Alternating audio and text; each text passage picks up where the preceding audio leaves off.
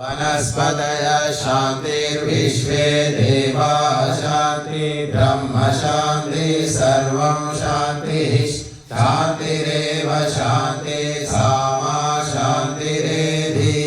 ॐ तच्चक्षुर्देवहितं पुरस्तात् शुक्रमुच्चः पश्येम शरदा शतं जीवेम शरदा शतं शृणुयाम शरदा शतं प्रब्रवाम शरदा शतं नाहस्याम शरदा शतं भूयश्च शरदा शतात्।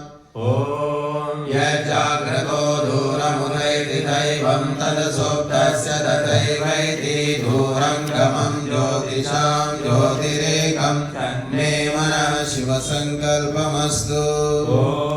येन कर्माण्यपसो मनीषिणो यज्ञे कृण्वन्ति विदधेषु धीराः यदपूर्वं यक्षमन्तः प्रजानां तन्मे मनः शिवसङ्कल्पमस्तु।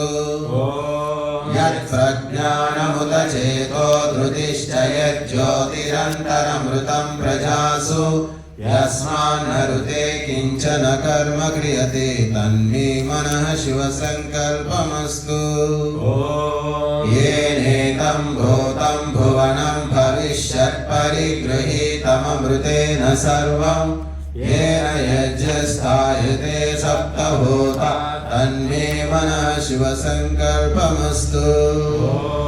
यस्मिन् ऋचः सामयजोषि यस्मिन् प्रतिष्ठिता रथनाभाविवाराः यस्मिंश्चित्तं सर्वभूतं प्रजानां तन्मे मनः शिवसङ्कल्पमस्तु। सुशारधीरश्वानिमयन्मनुष्याने नीयते भीषुभिर्वाजिनैव हृत्प्रदिष्टं यदधिरं यविष्ठं तन्मे मनः शिवसङ्कल्पमस्तु। स नः पवस्व शङ्गवे शं जनाय शमर्वते शं राजन्नोषधीभ्यः।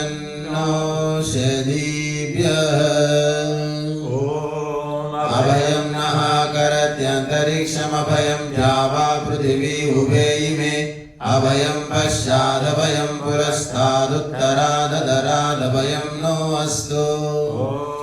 अभयं मित्रादभयममित्रादभयं ज्ञातादभयं परोक्षात् अभयं नक्तमभयं दिवानः सर्वा आशा मम मित्रं भवन्तु। ఇది శాంతికరణం. అందరూ చెప్పండి అమ్మా సంకల్పం.